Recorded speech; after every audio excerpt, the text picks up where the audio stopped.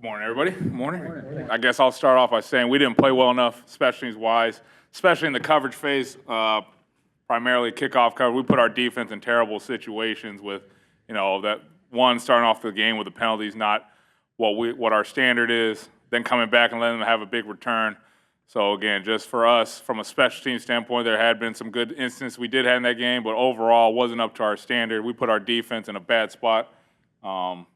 Kudos to Vic and them getting some turnovers right after those bad spots. But again, we got to be better, especially as we're ending this regular season and getting into a playoff football type mode.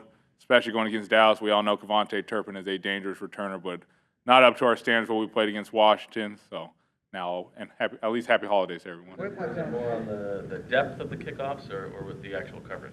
I think it was a mixture of both. Obviously we like a little bit more distance on our kickoff. We can't have a ball land at the 16, the 15-yard line, but it's never always on one person. There's 11 guys out there. And first of all, it starts with me from the top. I got to get these guys far more prepared in terms of getting off blocks, violently shedding. And again, kickoff coverage, very similar to defense. You can make up for a mistake by hustling to the ball and just playing with some fundamentals of block destruction. I don't think we did a good enough job of getting off blocks. So, again, it all encompasses, the entirety of the kickoff coverage unit. How much did the elements play a factor in the landing spots of those kicks, and what can you do to, manage it? The elements probably aren't going to get any easier. Correct. Yeah, and like I alluded to, playing in the Northeast, you got to understand that ball is just not going to travel. It was, 20 degrees on Sunday, and we knew that going in. But, again, what can help out, I think, on our third kickoff was that the placement and make the returner go left and right because it just adds an extra second or two for our coverage to get down there. And when we did that, we strung it out. They were down at the 22-yard line. So just better precision on our location on kickoffs to help out the coverage team. But, again, it comes down to us getting off blocks and tackling well. And we just didn't do that well enough. So, again, as much as the weather changes, it's not like it was an unknown or anything like that. We know we play in the Northeast. We know it's cold. We got to make sure that, we tighten things up as it goes on because we hope to have some more games up in the Northeast here. What has gone into the decision to have man handle kickoffs? Yeah, he's just done a great job all year. And I think you could say the last game against Washington probably was his worst one of the year, but Braden's done an unbelievable job from us, both punting and kickoff-wise, to give us a chance to cover. So we don't want to make a rash decision like that because he has done a really good job for us going forward. Is it he has a stronger leg, or you guys are trying to preserve Jake? Yeah, a lot of it has to do with, can we preserve Jake going forward? And Braden does have a very strong leg. He's always had that going for college, but it's always a topic discussion week by week.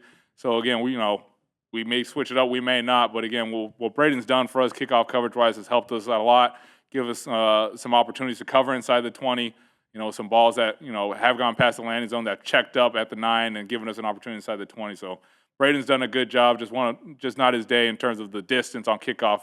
But, again, we're ready to go.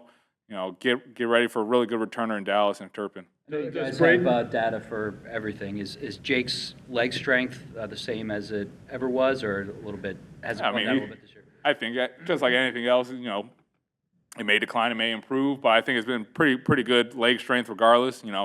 At times you got to deal with the elements, but I don't think the leg strength declining or going anywhere with Jake has done anything in terms of affecting our decisions. What was your read on that 56-yarder? I thought he hit the ball great. Going into that wind, it was kind of coming out this way. He even thought he hit a really good ball, and you can see it just kind of died on him at the last 5 yards right there. It was a great job by the offense to at least give us an opportunity to go trot out there for a 56-yarder. And he struck the ball well, stayed on line. He just didn't have the distance right there. And, if we would have got an extra yard and a half, maybe it would have went in right there. Or if it was a 5 degrees warmer, it would have possibly gone in. But, kudos to the offense working that little under 2-minute drive to give us at least an opportunity to try and get 3 points on the board before the half. Michael, does Braden have the leg to get the ball on a cold day, like you said, low 20s, to get the ball down to the goal line or close to it? He showed a couple of times that they did get to the goal line right there. I can't predict. Sometimes you do. It's cold that day, but you have a better wind at your back would help out. Pretty stagnant day in terms of the wind. He does have a strong enough leg to, like you said, get to the goal line. Just a couple of times he kind of undercut it. On the first one, he was trying to drive it through the wind and hit too fat, and it dove on him at the 22. So there is a fine line and just tweaking, little things like that. But, keeping the confidence of Braden up to get us go down there and our coverage units to, help that, nullify some of those big returns. On the field goal at the end of the half, obviously you're communicating with Nick about how far you want to go. Was that about the line that you were hoping to get to? Yeah, well, the communication's been awesome with Nick the entire time, and he gave us the parameters of like, hey, if we get this, on this down right here, I know it was fourth down, we get this many yards. With the time being right there, let's go out there and let's trot out the field goal unit, and we hit that kind of stipulation we wanted to, and like I said, if it was 5 degrees warmer, hopefully that ball would have went in. It was right on line, and Jake had struck the ball all game very well. With Jake, he did hit a 50-yarder late to put you back on top. I know you've been pretty consistent with his process and his confidence, but to finally get one from 50 this season, do you think that helps? I think it's always great, especially in the magnitude of that game. I think we got down one to put us up 2 right there, and a 50-yarder in that weather condition is outstanding. And he, one, it starts with the operation. Rick threw a great ball back. The field goal team kind of goes unsung. They've been really good in terms of protecting Jake. Outside of probably Cleveland, where Myles Garrett cleared everyone. But outside of that, it's been very, very good in terms of our protection. Those guys don't get enough credit, those offensive linemen and JD going out there. But the operation was outstanding. And you saw that ball traveled very well. He struck it very good and, put us up a score at least to give us an opportunity, then go back and forth and come back with that 40-yarder also to make it at least a touchdown worth game right there. So always great to see when the ball goes through the uprights.